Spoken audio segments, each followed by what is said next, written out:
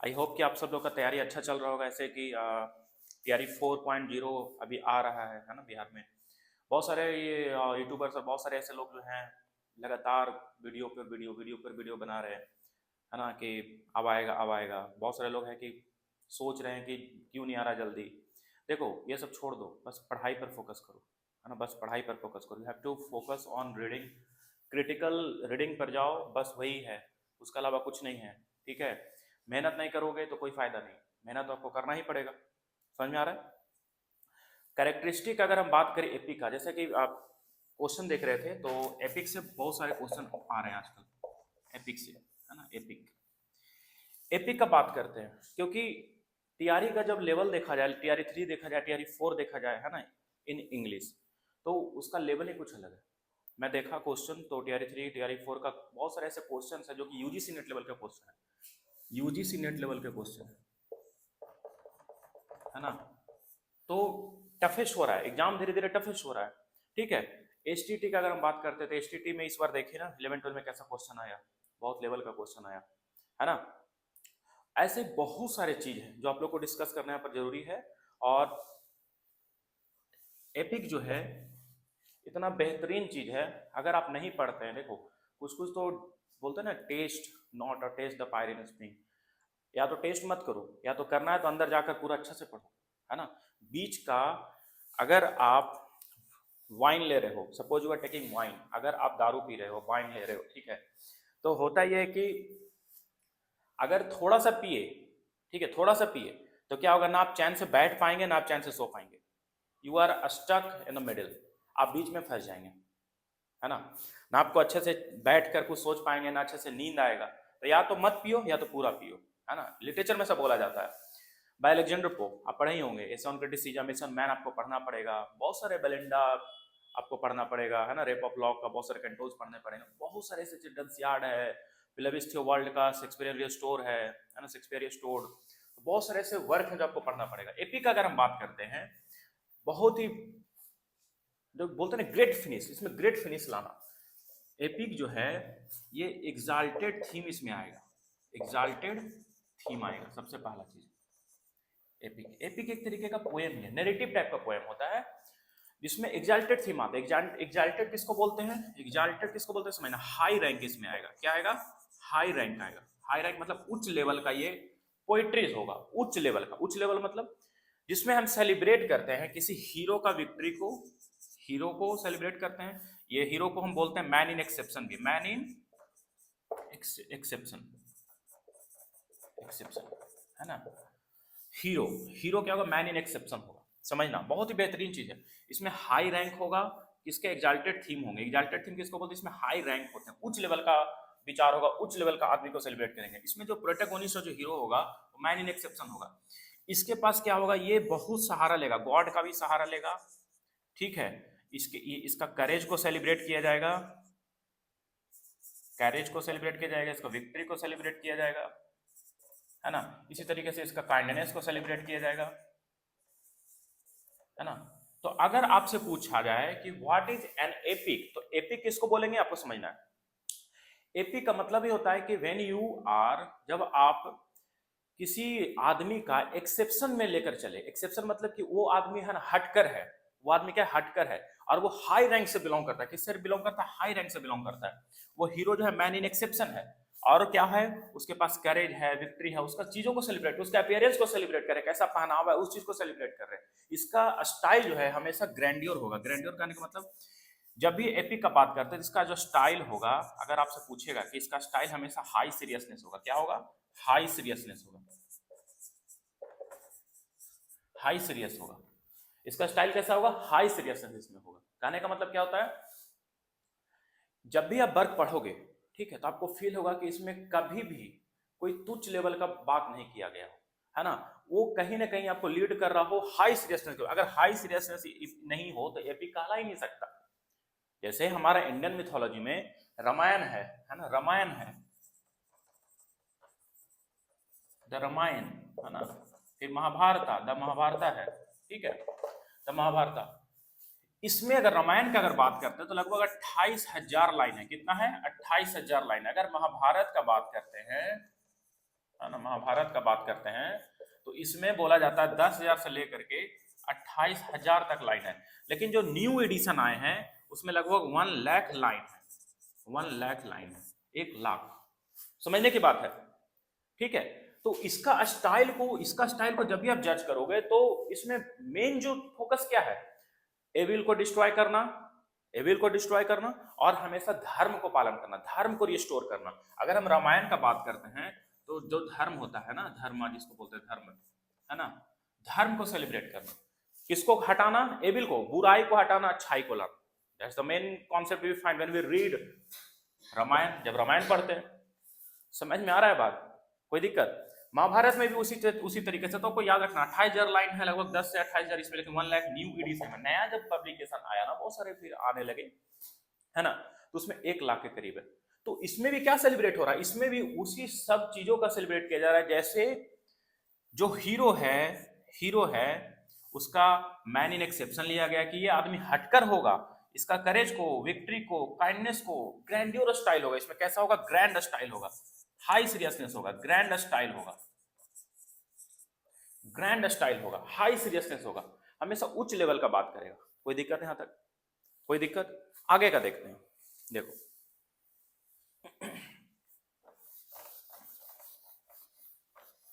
अगर हम बोले, अगर आपसे क्वेश्चन पूछा जाए, क्योंकि भाई टीआरई में इस तरीके का क्वेश्चन जो है ना स्टेटमेंट बेस्ड भी दे रहा है, तो ये भी देखना पड़ेगा, है ना, ये भी दे रहा है, समझना बहुत इंपॉर्टेंट चीज है। अगर आपसे पूछे कि किस तरीके से ये स्टार्ट होता है, ये स्टार्ट होने का क्या तरीका है, स्टार्ट होने का क्या तरीका है, तो आपको पता होना चाहिए कि जब भी आप स्टार्टिंग में आएंगे, है ना, इट बिगिंस, स्टार्ट होगा, किससे स्टार्ट होगा समझिएगा, begins with its subject matter.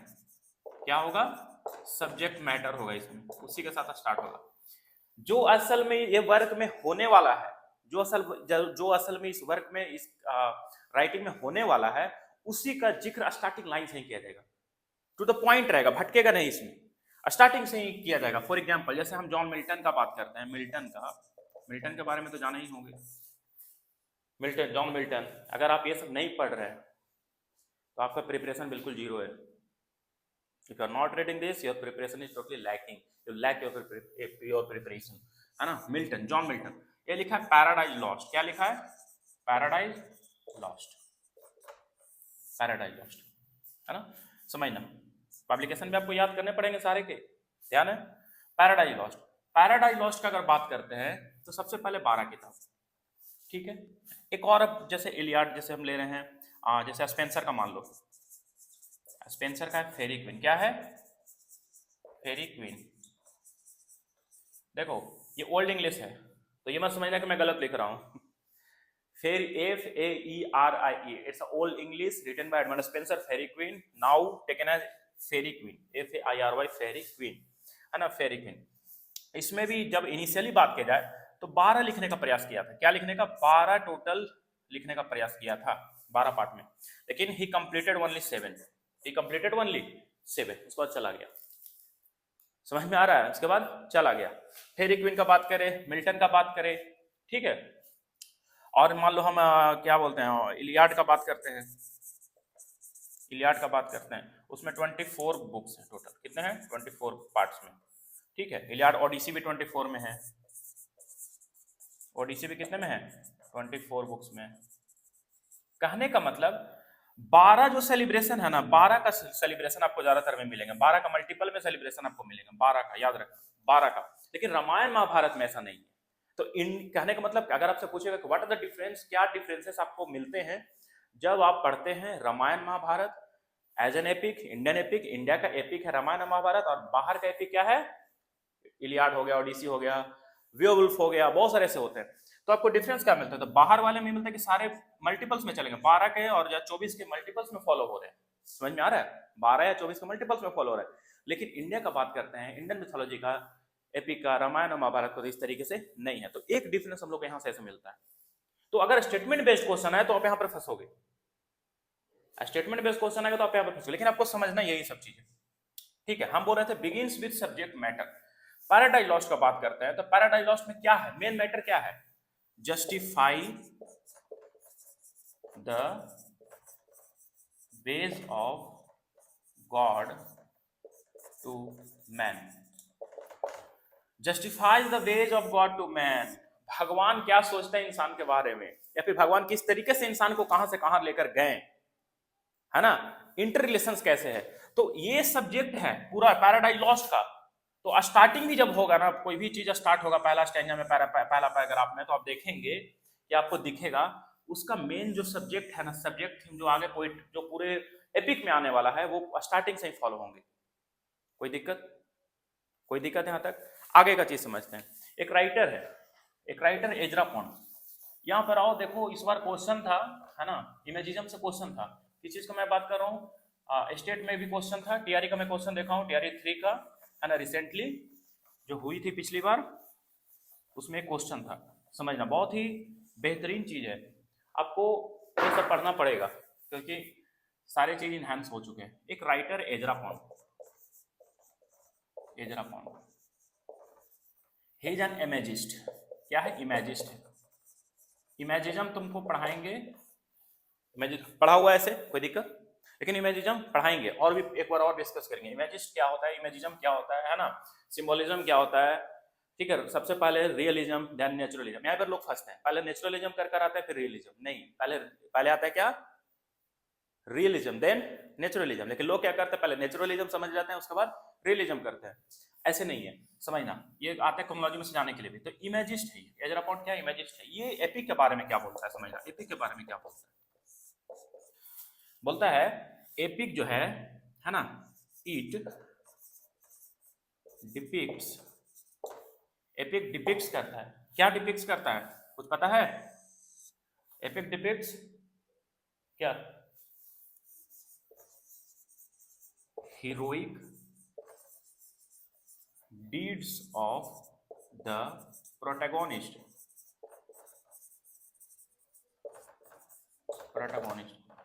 ये लाइन देखो कितना अच्छा लाइन है। एक लाइन में ही एजरा पॉन्ड बता दिया। क्या बताया? एपिक किसको बोलते हैं? It depicts heroic deeds of the protagonist. इसको नोट कर लो, ये इंपॉर्टेंट चीज, इसको नोट कर लो, है ना।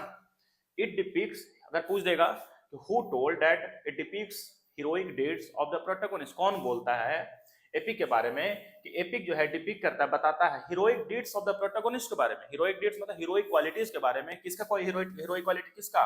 प्रोटैगनिस्ट का, जो हीरो है। प्रोटैगनिस्ट कौन है यहाँ पर? हीरो है, जो मेन वर्क का, किसी पोएट्री का, है ना, किसी चीज का वो हीरो है। कोई दिक्कत है यहाँ तक? तो एजरा पॉन्ड क्या बोलता है? It depicts heroic deeds of the protagonist by Ezra Pound. Ezra Pound imagist है। क्वेश्चन इस बार ये आया था टीआरई 3 में, मैं क्वेश्चन भी डाल दूंगा इसमें, देखना।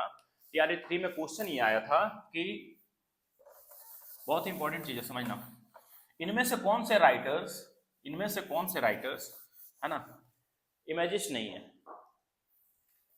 Who among the following are not imagists? Not they do not belong to imagism. कौन कौन राइटर्स इमेजिस्ट नहीं है? तो एक था टी हुल्म, एक तो एजरा पॉन्ड है। एजरा पॉन्ड जहां पर भी आएगा तो एक आदमी जरूर आएगा, एक लेडी आएगी, HD, Hilda Dolittle, Hilda Dolittle, है ना, Hilda Dolittle, HD, American writer, तो सारे, क्योंकि एजरा पॉन्ड इमेजिज्म को 1912 के करीब लेकर आया था अमेरिका में। कब लाया था? 1912 के करीब इमेजिज्म को लेकर आया था। कम शब्द में, एकदम कम, लिमिटेड अमाउंट ऑफ वर्ड, जहां पर 2 लाइन में हो, जहां पर हमको 10 लाइन लिख कर क्या फायदा, है ना। तो लिमिटेड अमाउंट ऑफ वर्ड्स में किसी चीज को दर्शाता है इमेजिज्म कहलाता है। और डीप हम इसको जब, है ना, पढ़ाएंगे, जब कॉन्सेप्ट और पैटर्न्स उसको पढ़ाएंगे, किस तरीके से काम कर रहा है इमेजिज्म, तब उसमें सीखेंगे। इसमें अलग से एक राइटर डाला था, डब्ल्यू बी येट्स डाल दिया था, जो कि ये क्या है? सिंबॉलिस्ट है। W B Yeats is a symbolist, is not from imagism. तो क्वेश्चन यही था, है ना। तो कहीं ना कहीं अंदर जा जाकर ये पूछा जा रहा है, आपको पढ़ने पड़ेंगे। एक और फीचर्स जो कि एपिक का है, जैसे जैसे मुझे याद आ रहा है वैसे बता रहा हूं। देखो अंदर जा जाकर तो पढ़ना पड़ेगा ही, है ना, और टेंशन नहीं, मेरे साथ पढ़ोगे और अच्छे से पढ़ाएंगे। इसमें बहुत सारे ऐसा चीज है which is not discuss generally, जो लोग डिस्कस नहीं करते जनरली। अंदर खुद पढ़ोगे तब तो पता लगेगा ना कि हो क्या रहा है। लिटरेचर क्यों हार्ड लगता है? स्टूडेंट्स जो बिहार के हैं, मैं तो गया का हूँ, लिटरेचर जो है बिहार के हैं, मैं भी बिहार से ही हूँ, लेकिन मुझे भी शुरू में बहुत दिक्कत होता था, टेंशन होता था कि किस तरीके से लिटरेचर को कंप्लीट करेंगे, लेकिन धीरे धीरे कर कर, है ना, वो मैंने फिर स्टार्ट किया प्रिपरेशन, फिर यूजीसी नेट को क्रैक किया, एक बार नहीं 3-3 बार यूजीसी नेट जेआरएफ को 3-3 बार क्रैक किया, है ना, धीरे धीरे, और उसमें डीप जाता गया, समझ में आता गया चीज़ों। तो मैं समझ सकता हूँ कि आप अगर बिहार से हैं तो आपको कितना डिफिकल्टीज होता होगा, है ना, लेकिन कोई नहीं, मैं इस तरीके से पढ़ाऊंगा, एक भी क्वेश्चन TRE 4 हो चाहे TRE 5 हो, स्टेट हो, यूजीसी नेट हो, कहीं हो, कुछ नहीं छूटने वाला। मेहनत से पढ़ेंगे, क्योंकि मैं मेहनत किया हूँ, तुमको भी मेहनत कराऊंगा एक बार।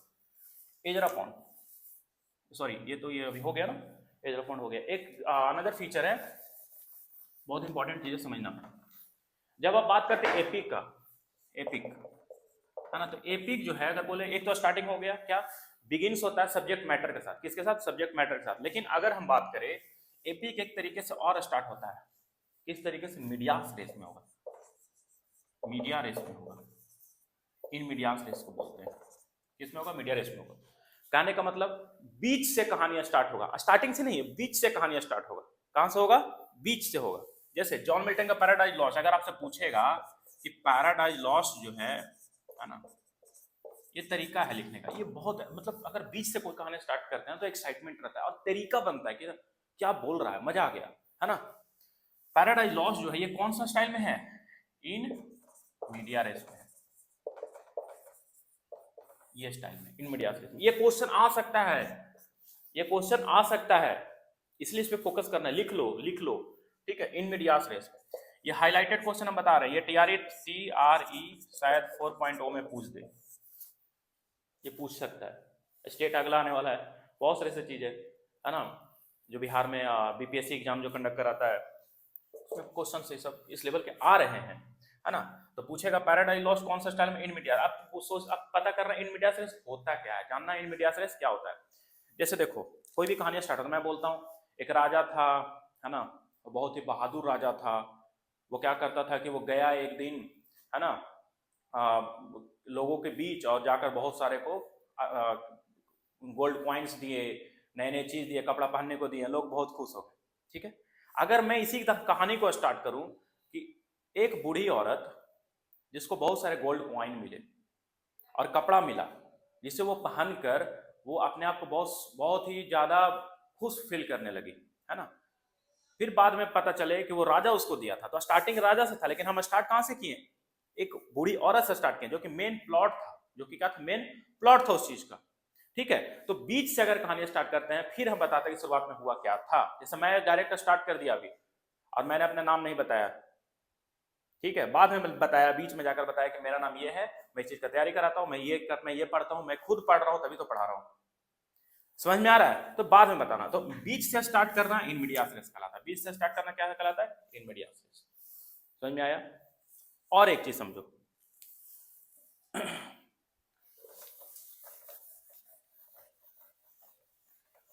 देखो ये सब तो नोट्स करने की चीजें हैं, इसको अच्छा से पढ़ दो और बेहतरीन चीज बेहतरीन तरीका से करो। अगर आप बोला जाए तो इसमें स्टाइल क्या क्या होगा, तो सबसे पहला चीज ग्रेटेस्ट, इसमें मेटाफर्स आएंगे, मेटाफर से सिमिलीज यूज करेंगे, सिमिली रहेगा, है ना, सिमिलीज होंगे, और क्या रहेगा, इपिटेट रहेंगे, इपिटेट्स रहेंगे, और बहुत सारे ऐसे चीज हैं जो हो सकते हैं। क्या नैरेटिव फॉर्म तो रहेंगे ही, नैरेटिव फॉर्म तो स्टार्टिंग से ही रहेगा, नैरेटिव फॉर्म तो स्टार्टिंग से ही रहेगा। कोई दिक्कत है यहां तक। तो ये सब चार सारी चीजें हैं जो आप लोगों को समझना जरूरी है, अगर आप ये सब पढ़ रहे हैं तो। अगर समझ में आया तो बताएं, और अगर नहीं आया तो बस नोट्स करें और रिवीजन चीज़ों को रिवाइज करें, तभी आप आगे बढ़ सकते हैं। आज के लिए इतना ही।